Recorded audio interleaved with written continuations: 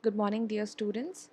We're going to begin with the last lesson, that is lesson number 9, Heritage Management of our history portion.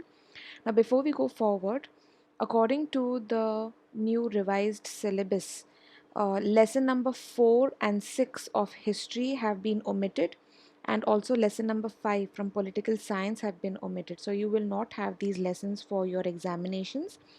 However, I have taught the lesson, so please go through it as added information. All right, I'll give you your portion and syllabus for your coming examination later. Let's begin with the heritage management. All right, I hope all of you will have your textbooks open, page number 59.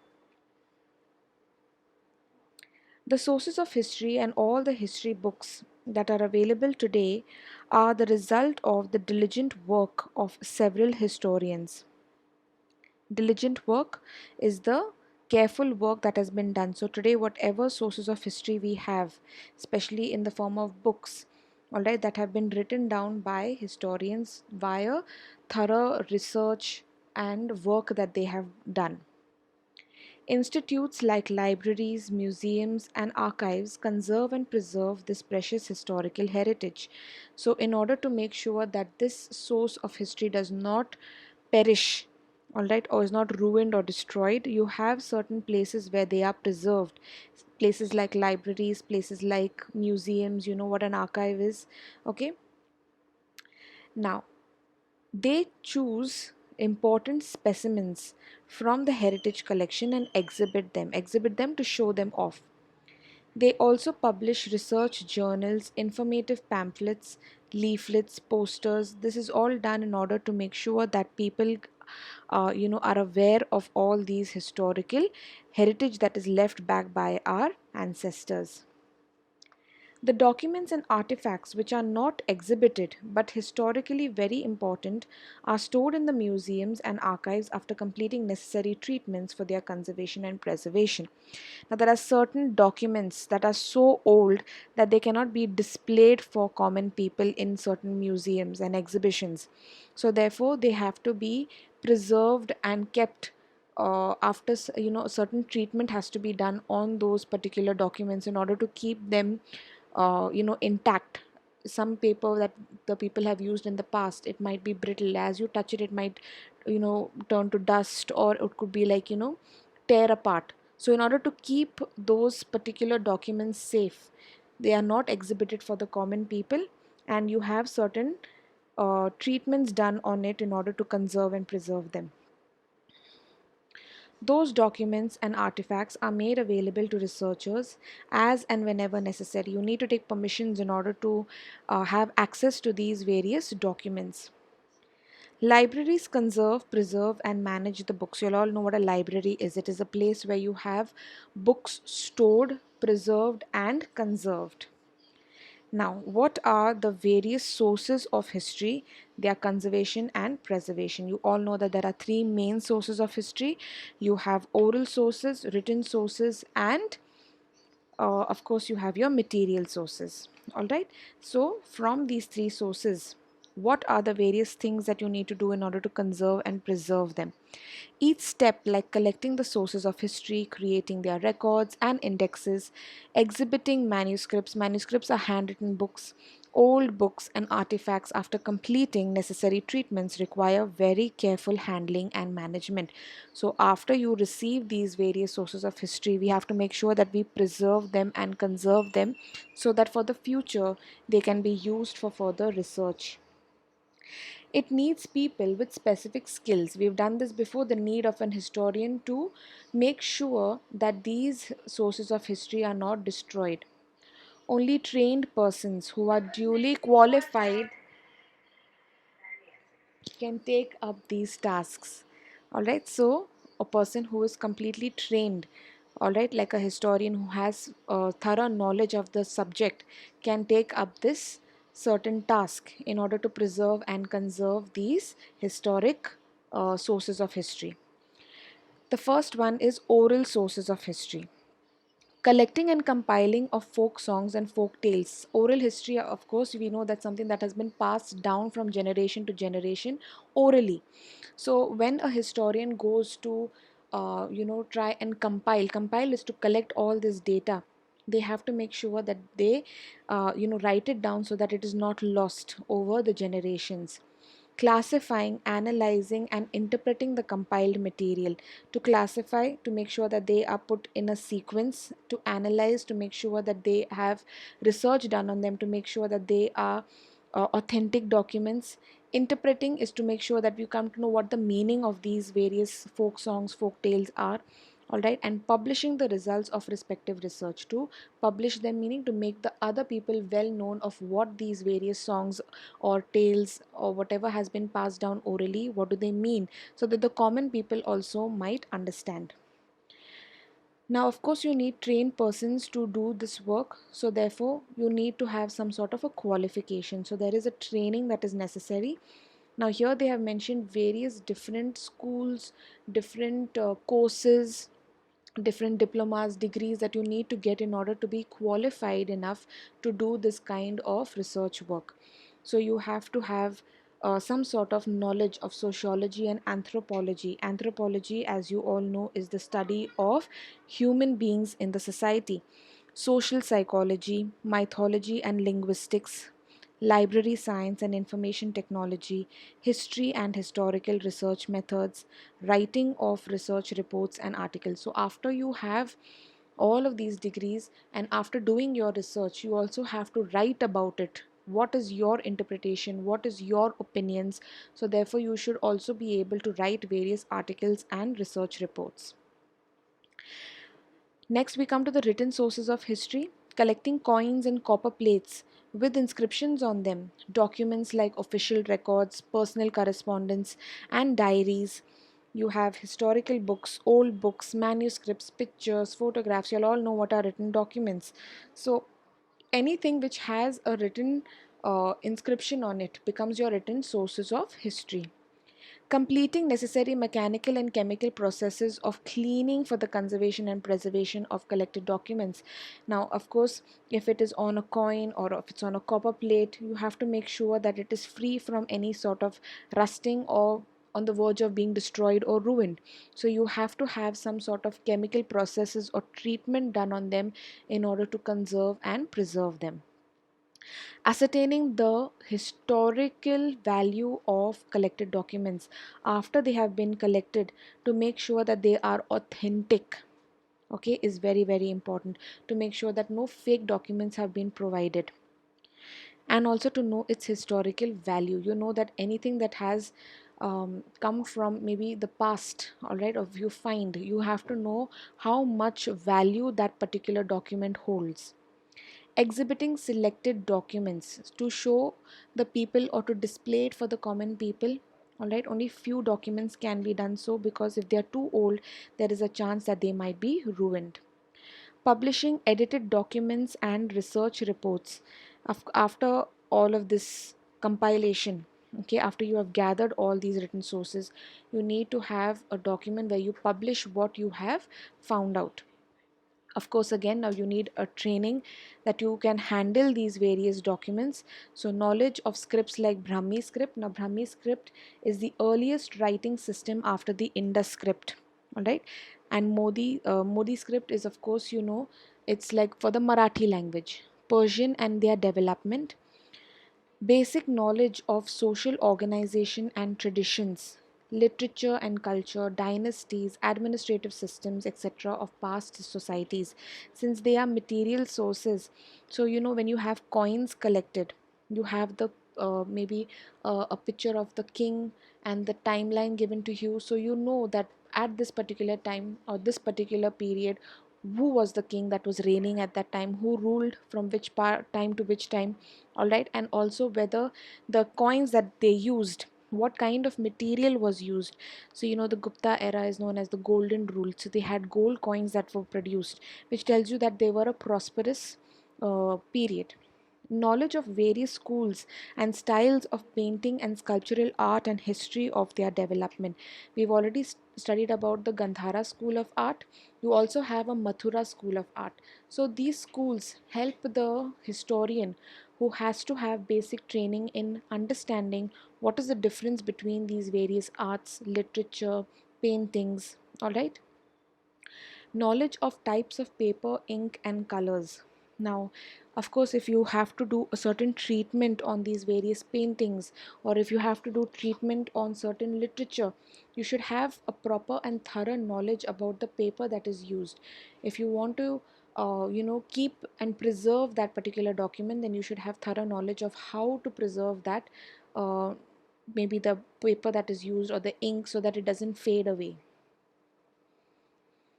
Knowledge of properties of various stones and metals used for inscriptions. Now, in the olden times when they used to have inscriptions, they used to have it on certain copper plates, or you had certain other metals used, all right, or on stones. You had it on the walls of certain temples, forts. Knowledge of the equipment and chemicals used in various processes of cleaning, conservation, and preservation. If you are to um, restore, to preserve, and to conserve these various uh, written documents, then you should be able to handle those documents well, and also have thorough knowledge of what chemical has to be used on that particular material source. Okay. Knowledge of various approaches of managing exhibitions in museums, galleries, and information technology, and writing research reports and articles. This, of course, after doing all of these thorough research and having thorough knowledge, you have to be able to write a research report and article, so that the next generation that are going to do certain research on the same topic, then they will have more information provided. Next, you have your material sources of history. Now, here, of course, you have coins and pots, anything that is left back in its material form, okay, becomes your material source of history. So, collecting artifacts, classifying them according to their historical date and type, and preparing indexes, completing necessary mechanical and chemical processes of cleaning for the conservation and preservation of collected documents, arranging exhibitions of selected artifacts or their replicas. Replicas is a like a look-alike of. Writing and publishing research articles about the collected artifacts, classifying fossils of plants and animals, and preparing indexes, and exhibiting certain or selected fossils or their replicas. Of course, here is the same thing being mentioned, because you have to make sure that you can exhibit certain of these material sources to the common people as well. Now, when you go to a museum, you usually see these various artifacts that are on display for the people. All right. So, some of them, if they are in good condition, you can be exhibited or can be displayed for the people. However, if they are, if they are exposed to too much of light or too much of air, there is a chance that that can be ruined or destroyed. All right. So, all these precautions have to be taken. Again, a training is necessary for a person who is going to handle these various objects. So, basic knowledge of archaeological method and theory, history of ancient civilizations. Archaeology is to dig into the ground and to find more and more, or unearth these various material sources that were buried in the soil. So when you do that, you have to be very, very careful. So archaeologists usually use brushes to brush off the dust or the sand, in order not to ruin the kind of the material that they have unearthed. Okay, so if it's a pot or if it's a skeleton bone, to make sure that no damage is done to it. All right, it has to be done very carefully. So someone who has prior knowledge about the method of archaeology can be qualified to handle these material sources. Knowledge of the regional sources of materials like stones, minerals, metals, and clay used in the production of artifacts and their chemical properties. So, people would obviously use material which is easily accessible for them. All right, so a place where there would be a lot of stone, they would have inscriptions of, or they would have things made out of that stone, the different metals that they use, the clay that they use. So someone with proper knowledge would be able to decipher how and how to preserve it. Knowledge of equipment and chemicals necessary for the cleaning of artifacts and other chemical processes. This is the similar like the other sources of history, to be able to know which chemical would not destroy, rather it would preserve and conserve that particular source of history. Knowledge of various schools and styles of art and their development. Knowledge and skills of making replicas of artifacts and fossils. So certain of these um, sources which have been unearthed from the ground, all right, if they are too brittle or if they are too delicate to display for the common people, but they still want the people to know that this particular skeleton bone or the head, or maybe certain pots, statues that have, have been unearthed or dug out from the ground, and they still want to display, then you should have someone with prior knowledge of how to make these replicas. All right. Knowledge of various approaches of managing exhibitions in museums, galleries, and information technology, to be able to know exactly which of the material sources can be displayed, which are too delicate to display for the people, should have knowledge of how they should be displayed as well. All right, and of course, towards the end, you need to write a research report and article. Now, around the world, there have been museums. Every part of the world has some rich heritage that they would like to display to the people. All right, so the museums that are there from all over the world, they have mentioned a few here which are very, very famous. So we'll start with the new topic, that is some famous museums. Museums were created to organize and manage the antiquities collected by members of royal and elite families of medieval Europe. So antiquities, anything that is antique. Okay. The first one is the Louvre Museum in France.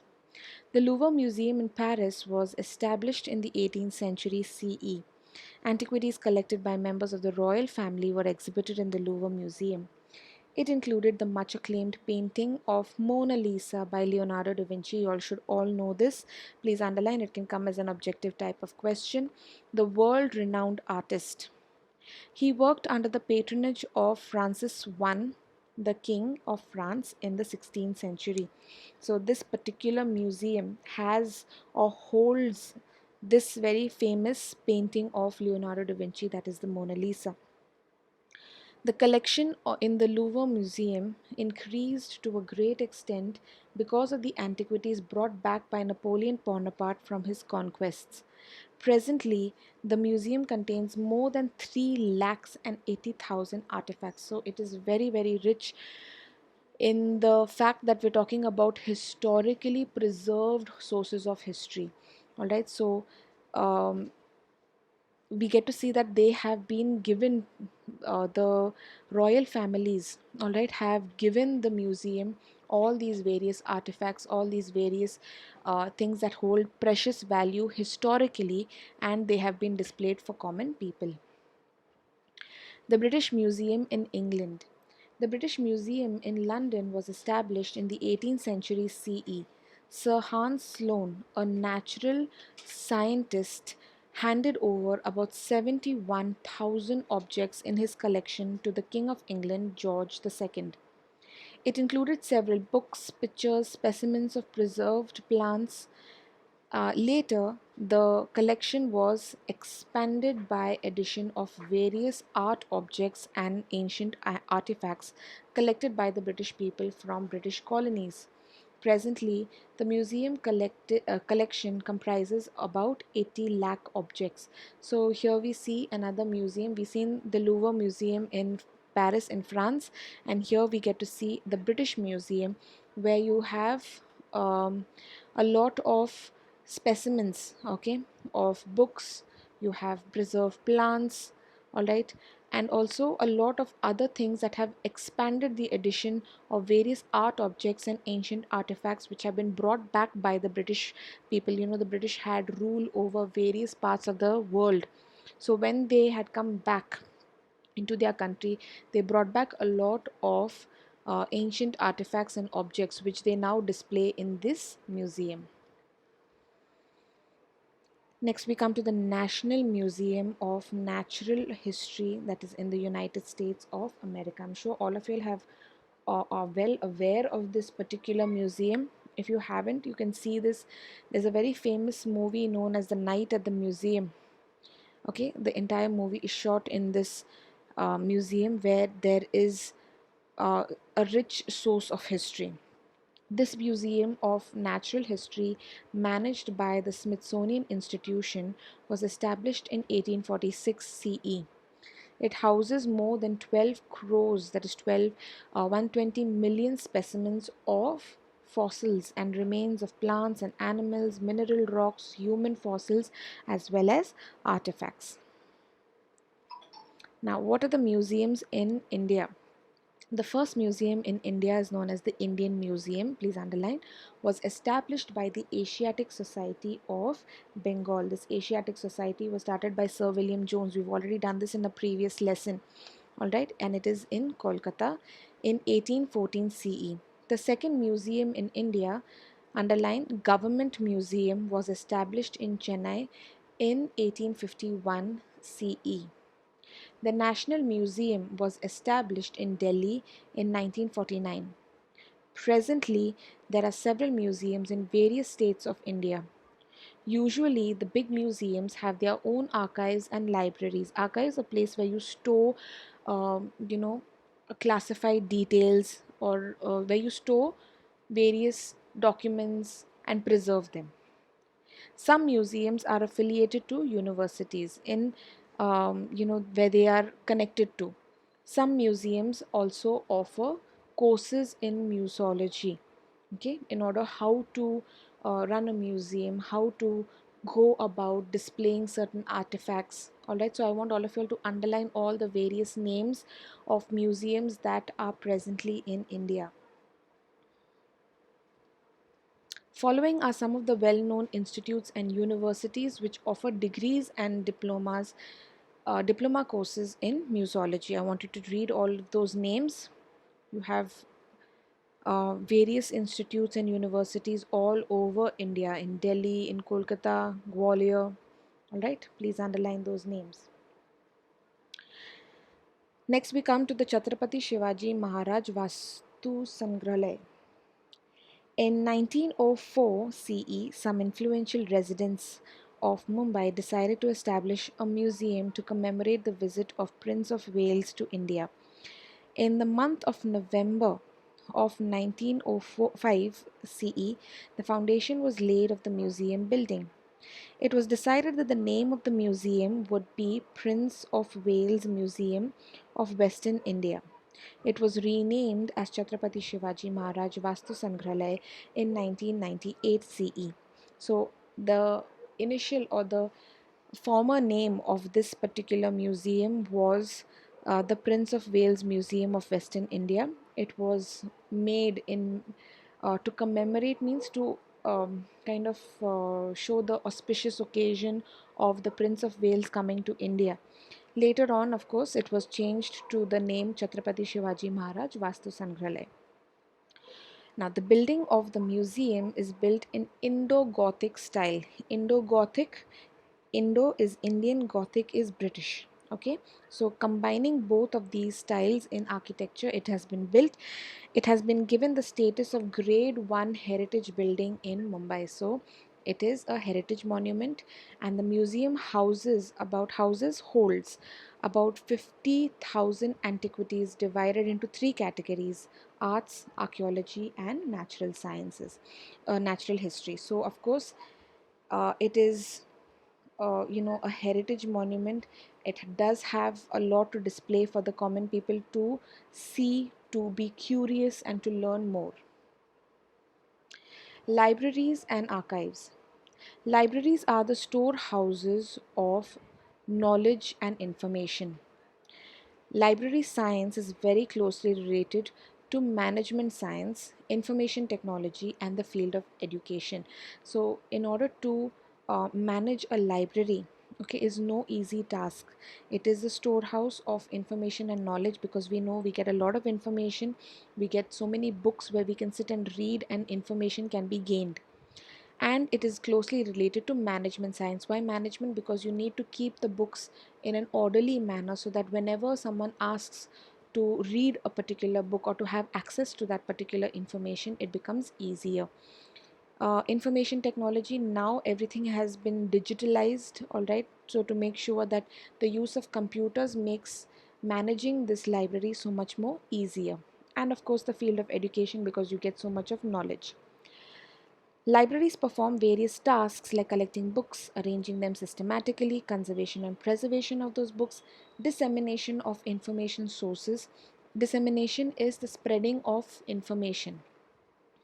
Many of these tasks are completed with the help of computerized systems. I told you, now in the modern world you need to have the use of computers as well.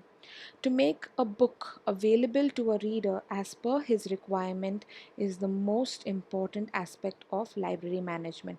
So when a person does come into a library, you have a librarian who has to be trained, all right, to know exactly where which book is and what book to recommend to a reader, for a person to gain information about a specific topic.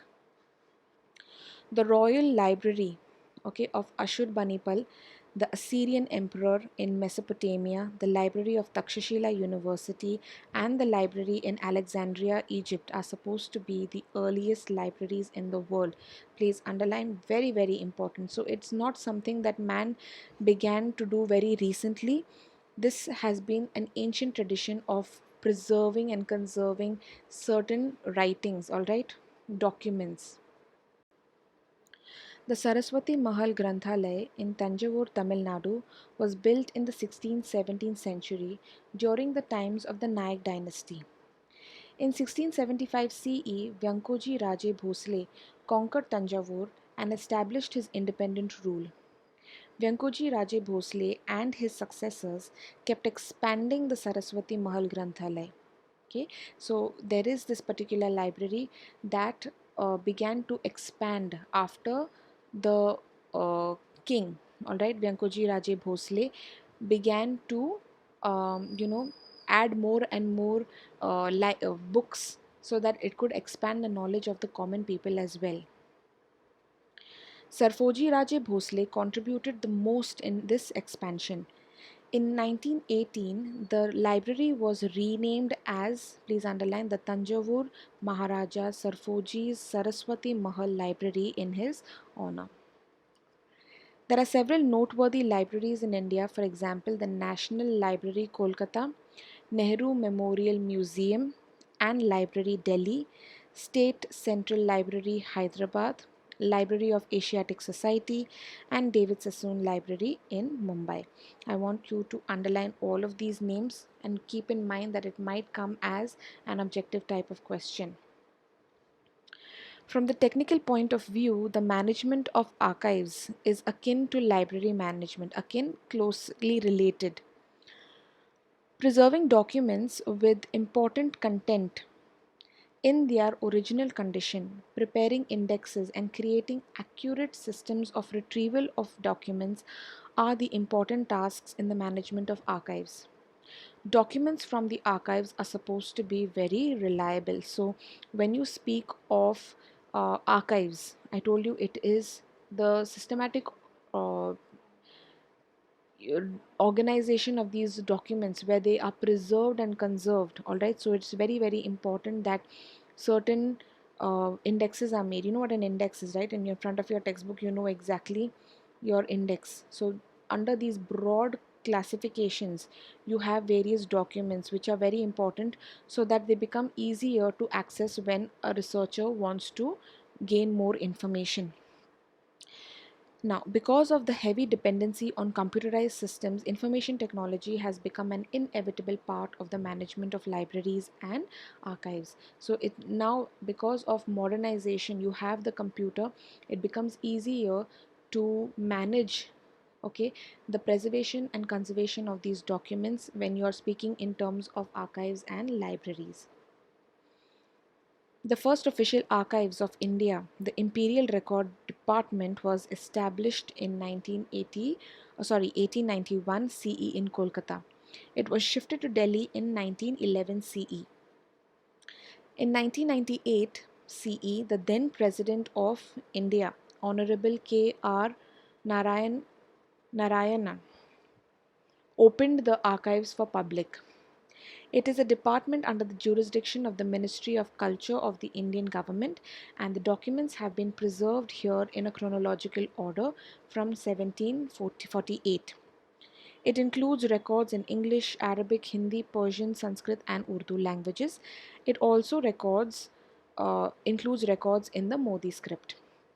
These records are classified in four categories. Please underline: public records, oriental records, manuscripts, and private records. Public records for the public, which people can read and gain information. You have oriental records.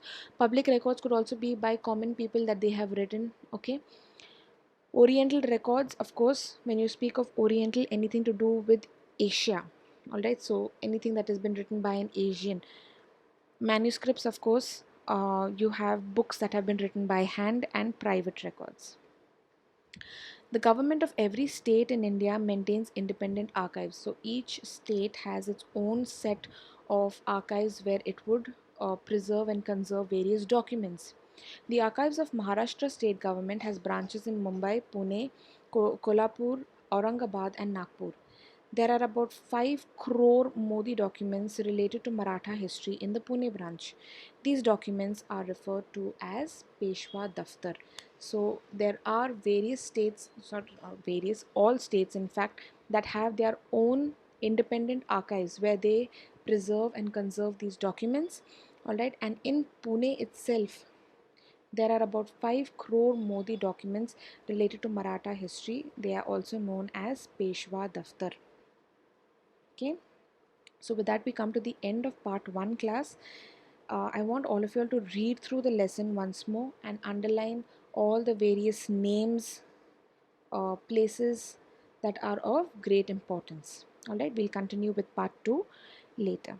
Thank you class and have a wonderful day. God bless all of you all.